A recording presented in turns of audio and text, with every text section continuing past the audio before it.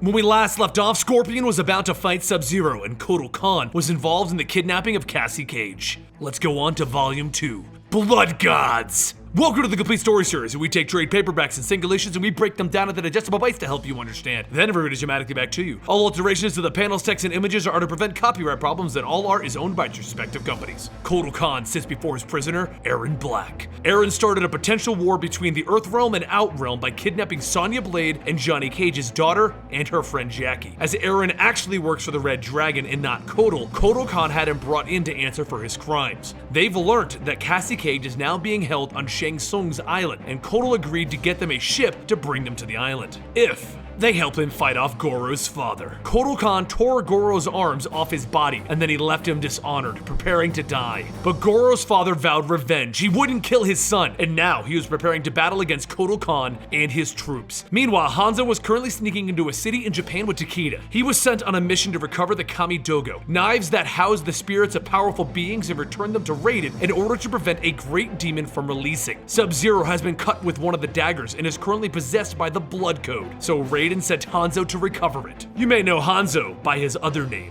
Scorpion. He enters the city to find the entire city is now frozen. Everything from the Lin Kuei cyborgs to the buildings themselves. And on the steps of the temple is Sub-Zero himself. The demons inside him keep talking to him, telling him that Hanzo is his brother's murderer, and both Hanzo and Takeda need to have their spines removed. He looks down at Hanzo, and he can see his hellfire is burning out. Hanzo puts down his mask, and he gets his chains ready, because whatever was controlling Fox and Raiden is now inside Sub-Zero. Hanzo asks, am I speaking with Sub-Zero or the demon within the dagger? Did Raiden explain? The dagger is the key, not a vessel. The power is in the blood itself, Sub-Zero says as he holds it out for all to see. I was there when you cut your friend's face off. Hanzo launches 2 spears through Sub-Zero's chest, and he ignites them before yanking Sub-Zero towards himself. But Sub-Zero stops himself, and then he freezes the chains before shattering them. He then charges up an ice shot, and Hanzo teleports away from the spot, warping right behind Sub-Zero. But Sub-Zero saw it coming, and he created ice shards behind him, stabbing Hanzo. Hanzo drops to the ground, and Sub-Zero tells him, you're just going through the motions. You would rather let the man die than let the Wraith out. Sub-Zero goes in for a full charge, and he freezes the entire area, trapping both Hanzo and Takeda in ice. As soon as it ends, Sub-Zero looks at his hands, asking, what the heck just happened? The demon has been purged. That's the moment that Hanzo breaks free, and he leaps in, continuing to fight against Sub-Zero. Meanwhile, back in Outworld, Kotal Khan, Sonya Blade, and Johnny Cage are preparing with Kotal's troops for the battle that is coming to them. They take positions in his castle with their rifles ready, while Devora leads her best fighters in. While they attempted to end it peacefully, the Shao Kahn and Ani don't care about that, and they throw battering rams at the doors of the castle. Sub-Zero and Hanzo continue their fight, with Sub-Zero backing off, trying to explain that it wasn't him.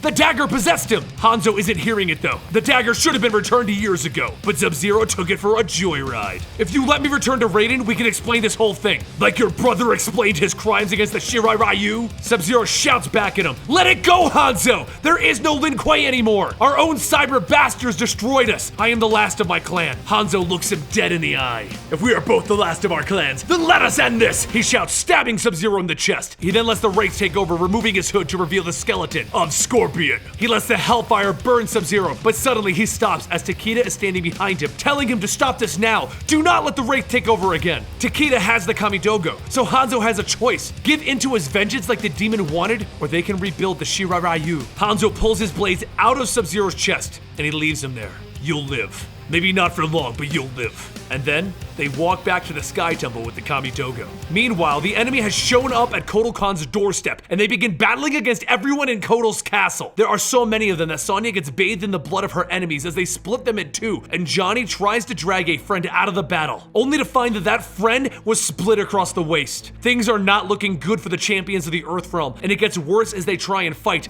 everyone getting split in two. Hours go by until Kotal comes face to face with Goro's father himself, and the true, final battle of this fight begins. It doesn't last long though, as Kotal gets his hands on Goro's father's head and he tears the flesh off before crushing his skull. Reptile and Johnny are both heavily injured, but they will survive, and Kotal has a ship set sail for Shang Tsung's island. But as Kotal walks back into his chamber where he keeps his blood dagger, he finds it missing, and he realizes that he's going to lose his power if they can't find it. Scarlet actually stole the dagger during the Shogun siege, and her and Reiko plan to use the blood magics of the dagger on Cassie Cage. Luckily, Kotal just got the support of Kano and his team, the Black Dragons. Kano can't see Havoc and Reiko succeeding after they sided with the Red Dragon, so the Black Dragon will be taking this fight to them. But first, Scarlet and Jackie must fight, though it doesn't take long as Scarlet knees Jackie in the jaw, cracking it and knocking her out. Havoc then approaches Cassie Cage to explain. This whole thing is so that he can get Johnny Cage's power. The power that defeated Shao Kahn, the Elder God. And right now,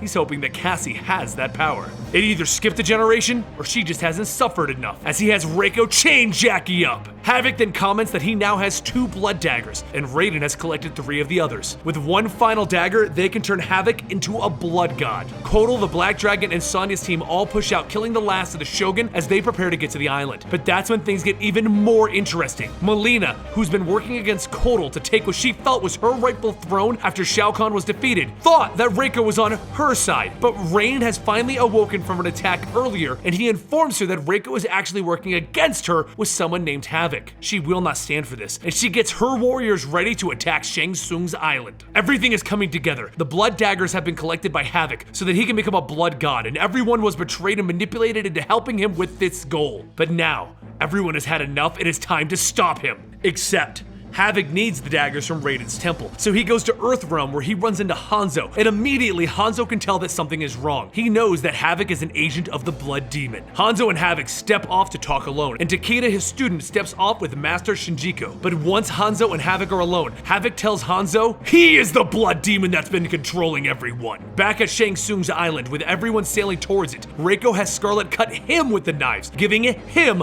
all of the Kamidogo's blood magic's powers. Meanwhile, Scarlet and a now brainwashed Jackie are beating on Cassie, causing more pain than she's ever experienced before in her life. But back with Hanzo, he unleashes the powers of Scorpion and begins crushing Havoc, first smashing his head between his hands and then pummeling him as he's on the ground. Then he leaves Havoc in a bloody pile as he walks out. But Havoc reassembles himself and he throws Scorpion out of the building. He lands in front of Takeda, who's being held hostage by the Master, who is being controlled by the blood magics. So he stops. Havoc, what do you want? And Havoc wants him to burn as he beats him over and over, trying to force Hanzo to let loose everything and let Scorpion take control. But Hanzo won't lose control again, and he looks Takeda in the eyes. You've always had a choice. Just before he gets knocked out, Takeda runs over with Havoc feeling triumphant. I hope Hanzo lets the Hellfire take him over, and you burn, Havoc. But Hanzo wakes up and looks at Takeda. Takeda, run. We don't run, we fight. And then Hanzo passes out. We fight! So Takeda tells Havoc, I'll get my vengeance. I look forward to it. And Takeda leaves. Meanwhile, Kotal, Sonya, and Johnny have all arrived on the island to a very large surprise. Cassie, Jackie, Reiko, and Scarlet are all there ready for them. And that is Volume 2. Next week, we'll be finishing this with Volume 3, and the story will come to a close. So let us know in the comments down below what other video game comic books you want us to do. We have a nice list built up, but that doesn't mean we have them all covered. Let us know what you want, and we'll see you next time right here at Eligible Monster.